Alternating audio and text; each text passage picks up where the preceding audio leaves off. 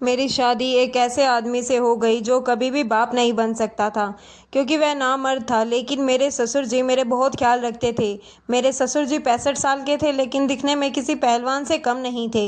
या यूं कहूँ कि अगर मेरे ससुर जी और मेरे पति का मुकाबला किया जाए तो वह दोनों बाप बेटे किसे बल्कि छोटे भाई बहन लगते थे। मेरे पति के ऑफिस जाने के बाद मेरे ससुर जी मुझे बिल्कुल भी अकेला नहीं छोड़ते थे। मेरे पति ऑफिस से रात को अक्सर देर से आते, लेकिन मेरे ससुर जी मुझे बिल्कुल भी बोर नहीं होने देते थे। शादी के 2 महीने बाद ही मेरी तबीयत खराब हो गई। जब मेरा पति मुझे हॉस्पिटल लेकर गया तो डॉक्टर ने बड़ी खुशी खुशी कहा कि तुम्हारी पत्नी माँ बनने वाली है।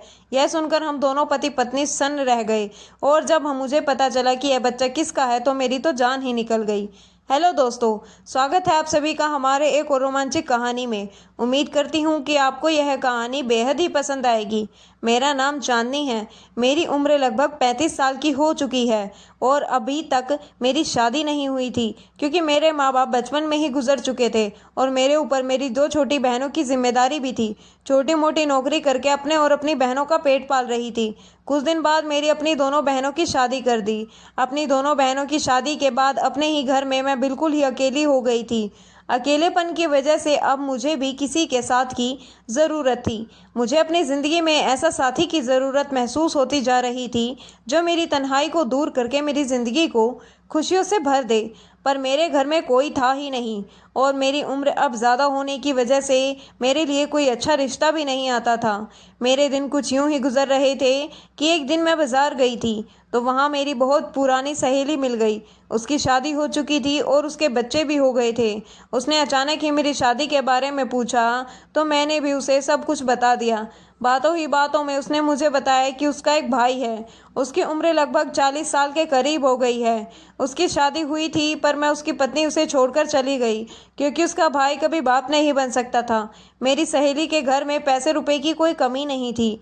अभी वह मुझे यह सब बातें कह ही रही थी कि मेरे मुंह से अचानक निकल गया कि तुम अपने भाई की शादी मुझसे करवा दो, और मैं तुमसे वादा करती हूँ कि कभी भी मैं तुम्हारे भाई को छोड़कर नहीं जाऊंगी और ना ही उन्हें किसी भी बात के लिए ताने दूंगी।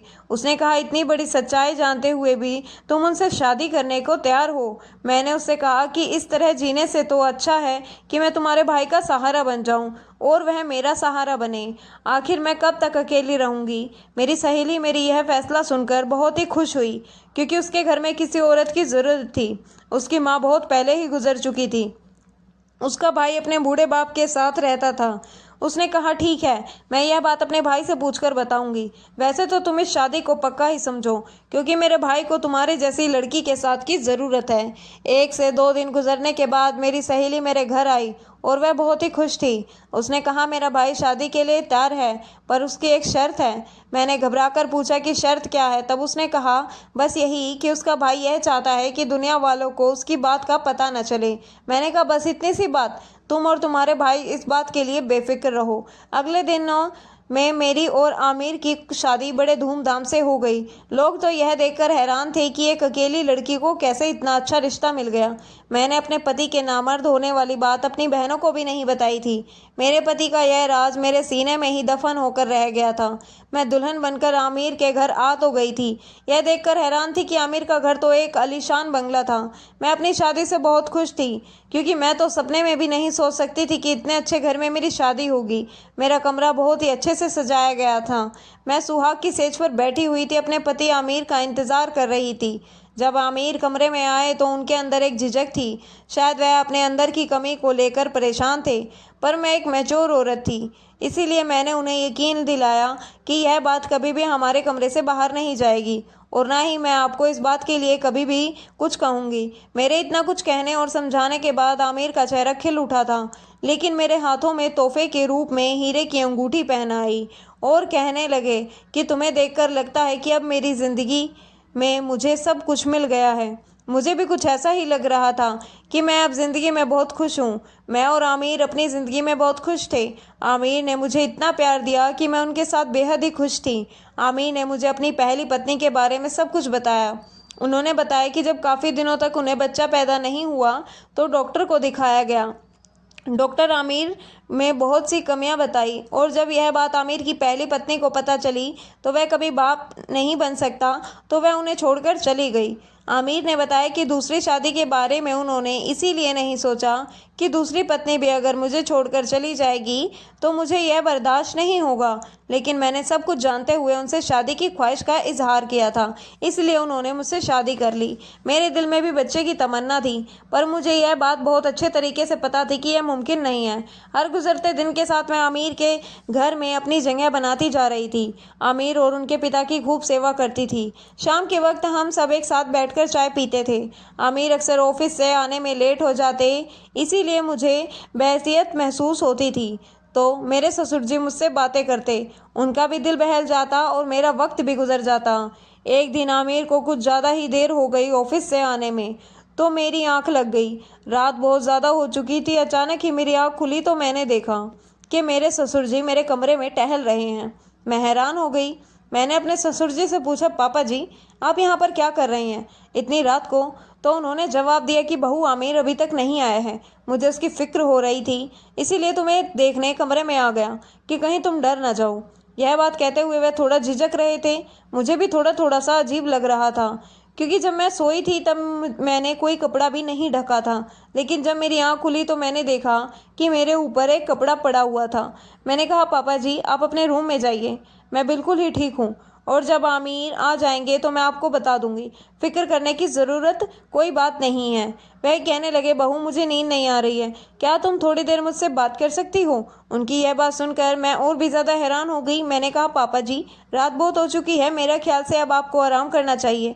तो मेरे ससुर जी बोले, बेटा ठीक है, मैं अपने रूम में जा रहा हूँ, लेकिन एक कप चाय तो बना कर दे सकती हो? मैंने कहा, ठीक है पापा जी, मैं आपको चाय बना कर लाती हूँ। और मैंने उनको चाय बना कर दी और अपने रूम में वापस आ गई। उस दिन मुझे अपने ससुर जी का रवैया कुछ अजीब लग रहा था। इसी तरह धीरे धीरे मेरी शादी को 2 से 3 महीने गुजर चुके थे, पर कुछ ही दिनों में मुझे महसूस हो रहा था कि मेरी तबीयत कुछ ठीक नहीं है।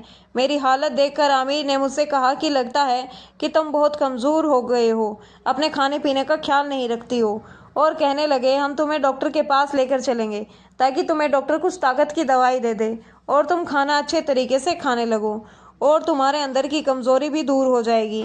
मैं डॉक्टर के पास नहीं जाना चाहती थी, पर आमिर ने मेरी एक ना सुनी। ऑफिस जाने के बजाय वह मुझे डॉक्टर के पास लेकर चले गए। डॉक्टर ने मेरा चेकअप किया और चेकअप करने के बाद जो कहा उसे सुनकर तो हम दोनों पति पत्नी सुन्न रह गए। डॉक्टर ने बड़ी खुश होकर यह खबर सुनाई, पर यह खबर सुनते ही हम दोनों के चेहरे की हवाइयाँ उड़ने लगी।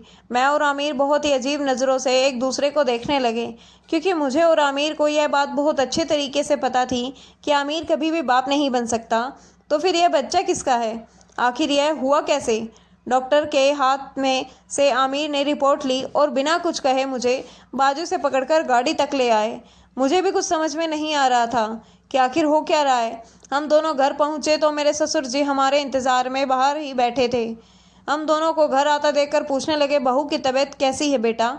डॉक्टर ने क्या कहा है?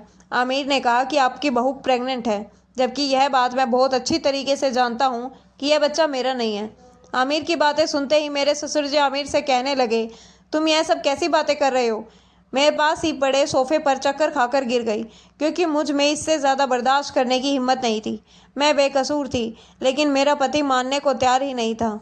आमिर की बात सुनकर मेरे ससुर जी कहने लगे, थोड़ा सोच समझ कर तो बात किया करो। अपने ससुर जी की बातें सुनकर मुझे थोड़ी हिम्मत मिली और मैंने कहा कि मैं नहीं जानती कि यह बच्चा किसका है, लेकिन मैं इतना ज़रूर जानती हूँ कि आपके सिवा मेरी ज़िंदगी में कोई नहीं है। आमिर ने कहा, तुम तो चुप ही रहो। आज मुझे समझ में आया कि आखिर तुम्हारी शादी क्यों नहीं हो रही थी और तुमने मुझसे शादी क्यों की, क्योंकि तुम गलत थी। लेकिन मैं इतना बेवकूफ़ नहीं हूँ कि किसी और के बच्चे को अपना नाम दूँ, इसलिए बेहतर यही होगा कि तुम अभी और इसी वक्त अपना सामान उठाओ और यहाँ से चली जाओ।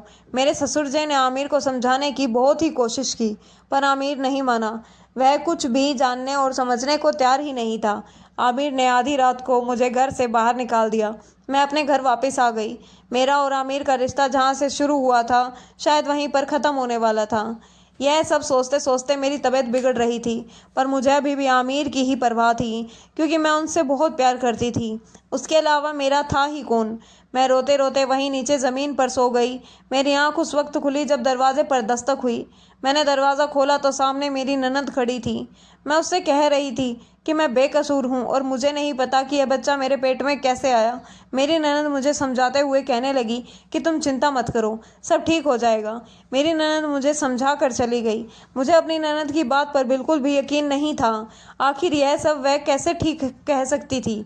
बहुत सोचने और विचारने के बाद मेरे दिमाग में यह बात आई कि कहीं मेरे ससुर जी ने तो, क्योंकि शादी के बाद मेरी ज़िंदगी में अमर के अलावा अगर कोई था तो वह थे मेरे ससुर जी। अमर तो ऑफिस से घर आने में कभी कभी रात को 2 बजा देते थे। रात का खाना खाने के बाद मैं अपने कमरे में जाकर सो जाती थी।